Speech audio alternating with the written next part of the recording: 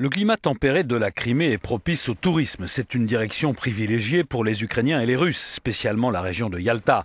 Près de 6 millions de touristes ont visité la Crimée l'an dernier. Mais avec l'arrivée de soldats russes et de navires de guerre, les stations balnéaires comme celle de Yalta craignent déjà de lourdes pertes financières et une mauvaise saison touristique. Le tourisme est l'un des piliers de l'économie de la Crimée.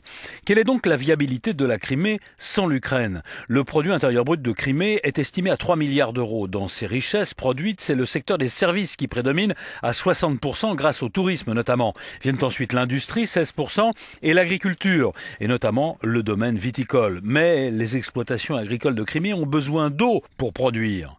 Or, la Crimée est dépendante à 80% de l'Ukraine pour son eau ainsi que pour son électricité et à 65% pour son gaz. Merci aux ressources gazières de la mer Noire.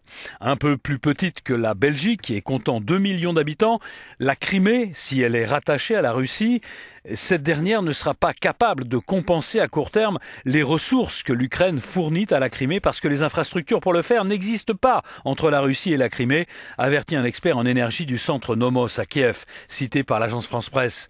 Un minuscule bras de mer sépare la Russie de l'extrême est de la Crimée et la construction d'un pont pour le traverser prendra des années. Enfin, la présence de la flotte russe de la mer Noire en Crimée, à Sébastopol précisément, coûte à Moscou 80 millions d'euros chaque année, une somme qui est versée au gouvernement ukrainien.